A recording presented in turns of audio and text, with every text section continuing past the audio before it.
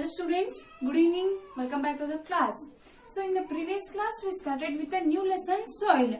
So before going to start that, I think this is the last concept for this your academic year. I mean to say this is the last lesson for the your midterm exam. So I will tell you the syllabus for a SA1 exam and all the questions must be from the textbook itself. Okay, don't be confused. I will give the textbook questions and be prepared for the exams. I hope you all get the timetable and start doing the work. Okay. So let the concept. So in the previous class we have studied about the what are the layers of the soil. So there are mainly four horizon scheme, that is A horizon, B horizon, C horizon and a D horizon. So sorry students, it is not a D horizon, it is a bedrock, which is the deepest and the lastmost type of the layer of the soil. Okay, so the next coming is the types of a soil. So how many types of the soils you know? They are nothing but the sandy soil, clay soil and next one is a loamy soil. So based on the properties, means the texture, color and depth of the soil, we are going to divide these types, and on the atoms and the molecules present in the soil, we are going to differentiate them into three parts. So the sandy soil is a first type of a soil. In this one, the particle size is very large and they cannot absorb a lot of water.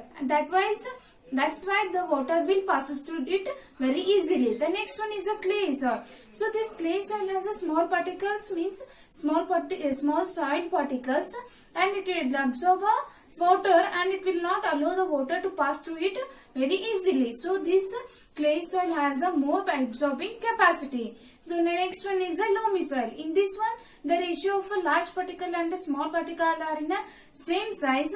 Hence, this is it has a capacity to absorb how much water does it require for its maintenance. That is absorbed by that loamy soil. Okay, so the next coming is the properties of a soil. So there are mainly three types of properties of a soil are there. Here are they.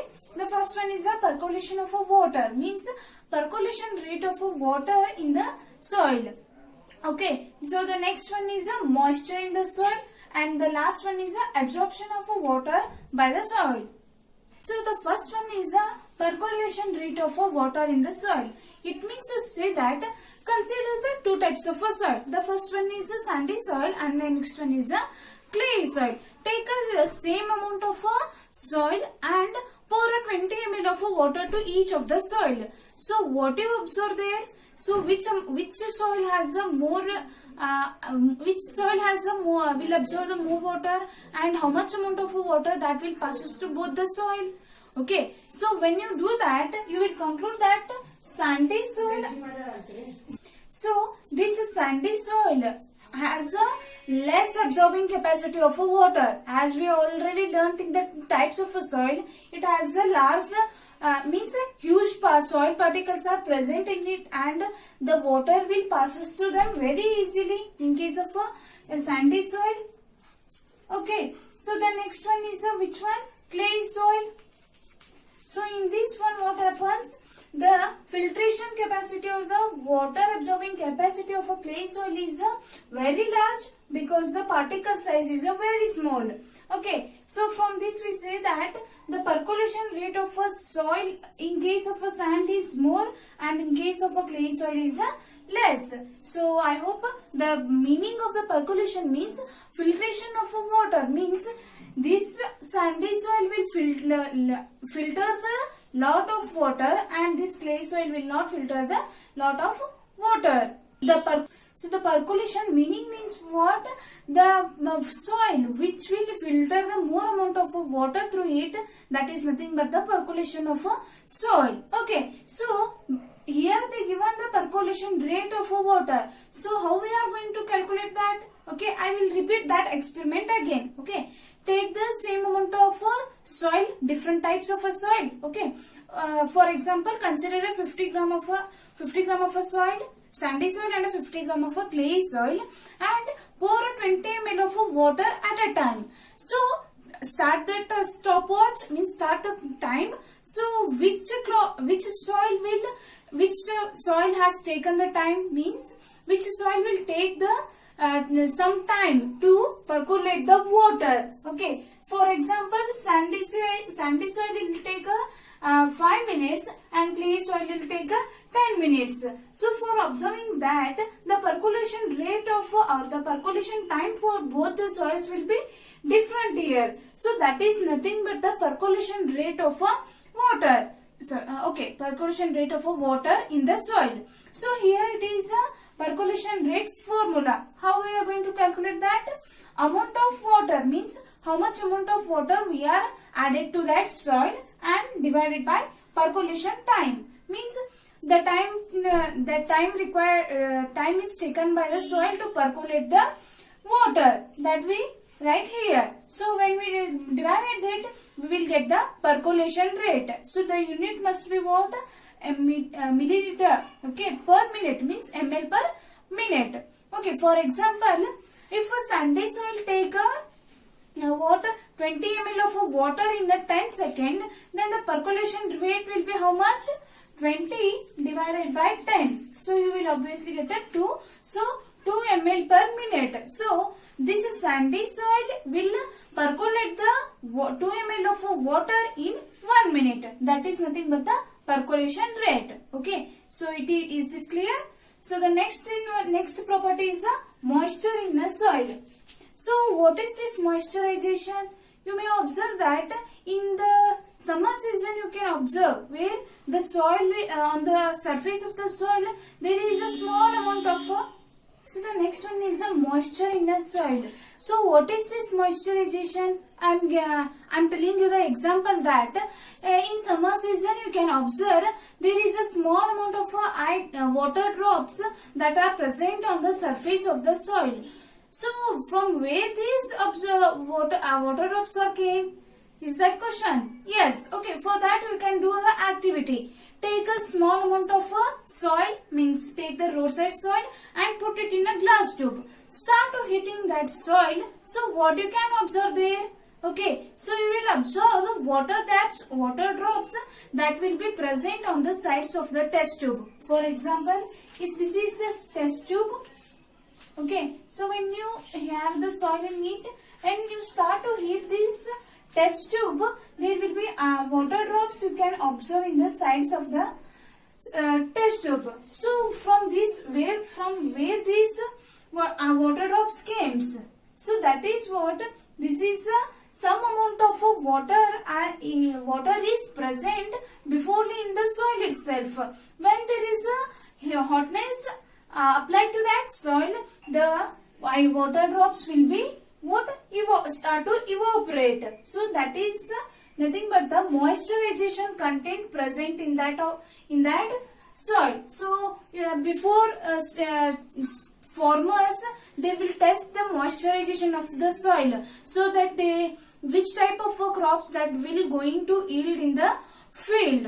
That's why this moisturization of the soil is very important. Okay, so certain amount of a soil have the capacity to absorb water and that is nothing but the moisturization of that soil. Okay, so this is about the moisturization. The next one is the absorption of water by the soil. So when you observe these properties, they looks very similar to each other. So this the first one is what? Filtration of water through it. The next one is a moisturization in soil. So means which have the capacity to absorb the more water, that has a more moisturization.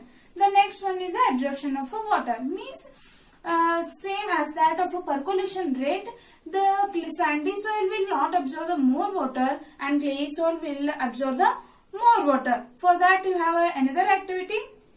So that take the funnel and put a filter paper around it and pour some soil that, okay, making the two. One is a sandy soil, another one is a clay soil. Start to pour water drop wise to both the funnels.